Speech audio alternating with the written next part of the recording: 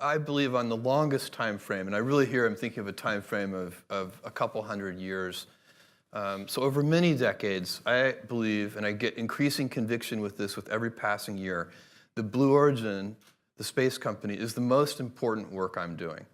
And so there is a whole plan for Blue Origin. Really? So you'd say retail, online, e-commerce, publishing, that's all less relevant than the space project. And I'll tell you why. And so first of all, of course, I'm interested in space because I'm passionate about it and I've been studying it and thinking about it since I'm a 5-year-old boy. But that is not why I'm pursuing this work. I'm pursuing this work because I believe if we don't, we will eventually end up with a civilization of stasis, which I find very demoralizing. I don't want my great-grandchildren's great-grandchildren to live in a civilization of stasis. We all enjoy a dynamic civilization of growth and change, and let's think about what powers that.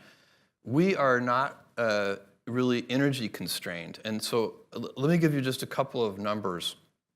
If you take your body, your metabolic rate as a human, as just an animal, you eat food, that's your metabolism, you burn about 100 watts. Your power, your body is about 100, it's the same as a 100-watt light bulb. We're incredibly efficient. Your brain is about 60 watts of that. Amazing. And so, but if you extrapolate in developed countries where we use a lot of energy, on average in developed countries, our civilizational metabolic rate is 11,000 watts. So if in a natural state, where we're animals, we're only using 100 watts. In our actual developed world state, we're using 11,000 watts, and it's growing. For a century or more, it's been compounding at a few % a year, our energy usage as a civilization.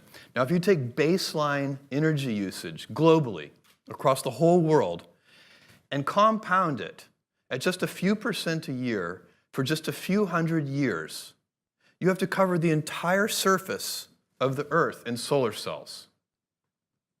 So that's the real energy crisis, and it's happening soon. And by soon, I mean within just a few hundred years. And so we don't actually have that much time. So what can you do?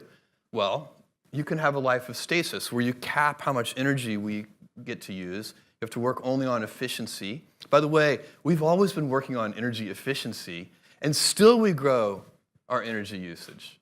It's not like we have been squandering energy. We have been getting better at using it with every passing decade, and still we grow it. So stasis would be very bad, I think. Now, take the alternative scenario where you move out into the solar system. The solar system can easily support 1 trillion humans. And if we had 1 trillion humans, we would have 1,000 Einsteins and 1,000 Mozarts, and unlimited, for all practical purposes, resources from solar power and so on. Why not? That's the world that I want my great-grandchildren's great-grandchildren to live in. And by the way, I believe that we will move all heavy, in that time frame, we will move all heavy industry off of Earth, and Earth will be zoned residential and light industry. And it will basically be a very beautiful planet. We have sent robotic probes to every planet in this solar system now. And believe me, this is the best one.